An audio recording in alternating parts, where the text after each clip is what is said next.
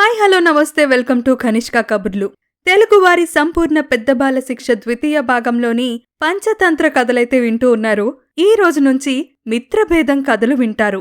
వీడియోని పూర్తిగా విని నచ్చితే లైక్ చేయండి. మిత్రభేదం పంచతంత్రంలోని మొదటి భాగమైన మిత్రలాభం పూర్తిగా వివరించి చెప్పిన తరువాత విష్ణుశర్మ రాకుమారులకు మిత్రభేద తంత్రాన్ని వివరించసాగాడు. రాకుమారులారా, ఇది మీరు జాగ్రత్తగా వినండి. స్నేహితుల మధ్య విరోధాన్ని కల్పించి వారిని విడగొట్టడాన్ని మిత్రభేదం అంటారు. బలవంతులిద్దరూ కలిసి మిత్రులుగా ఉంటే వారి మైత్రికి భంగం కలిగించి తమ అవసరాన్ని సాధించుకోవడానికి బుద్ధిమంతులీ తంత్రాన్ని ఉపయోగిస్తారు. పూర్వం రామాపురమనే పట్టణముండేది. ఆ పట్టణంలో వర్ధమానుడనే వ్యాపారి ఒకడుండేవాడు. అతడు ఇరుగు పొరుగునున్న పట్టణాలకు పోయి వ్యాపారం చేసి బాగా డబ్బు సంపాదించాలనుకున్నాడు. సరుకులన్నీ బండ్ల మీద వేసికొని మరో నగరానికి వెళ్ళుచున్నాడు. అతడెక్కిన బండికి సంజీవకము, నందకము అను 2 బలిసిన ఎడ్లు కట్టబడ్డాయి. ఆ అడవిదారిలో బండికి కట్టబడిన 2 ఎద్దులలో సంజీవకం అనే ఎద్దు కాలు మడతబడి బెణికింది.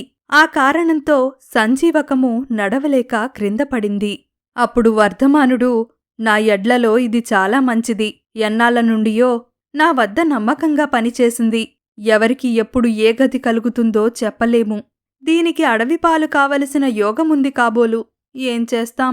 ఈ ప్రక్కనున్న పల్లెటూళ్ళో మంచి ఎద్దునొకదాన్ని కొనుక్కొని రండి అని నౌకర్లను పంపించి ఇంకొక ఎద్దును తెప్పించుకొని సంజీవకమును ఆ అడవిలోనే వదిలి తన బండికి కట్టుకొని తన దారిన తాను వెళ్ళిపోయాడు.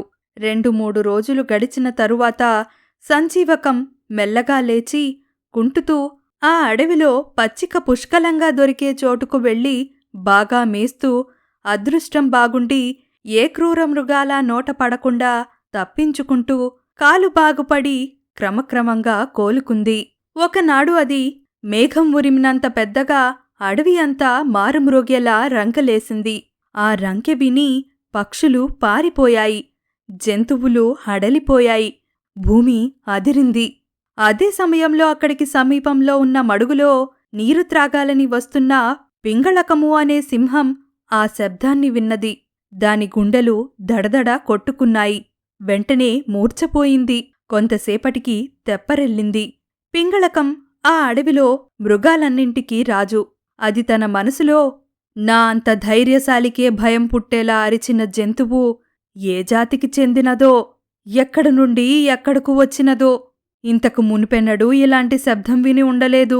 గుండె దద్దరిల్లేలా అరిచిన ఆ జంతువెంత పెద్దదో అని తలచి గడగడా వణుకుచూ తనకు దప్పికాగుచున్న విషయం కూడా మరిచిపోయి ముందుకు అడుగుపడక అక్కడే నిలబడింది.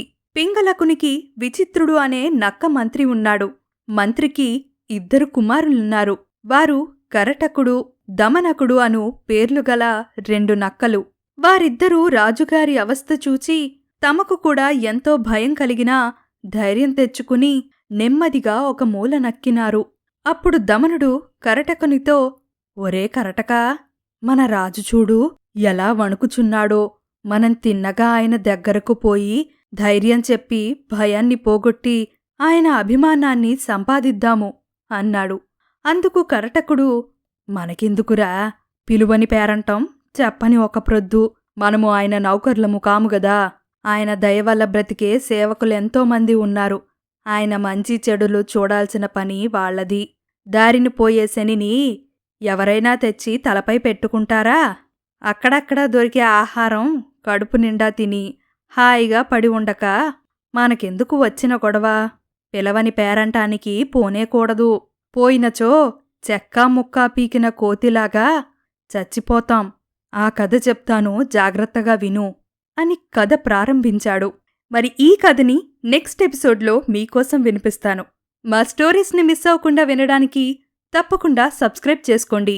మమ్మల్ని మరింత మోటివేట్ చేయడానికి మా వీడియోస్ని లైక్ చేయండి, షేర్ చేయండి, కామెంట్ చేయండి.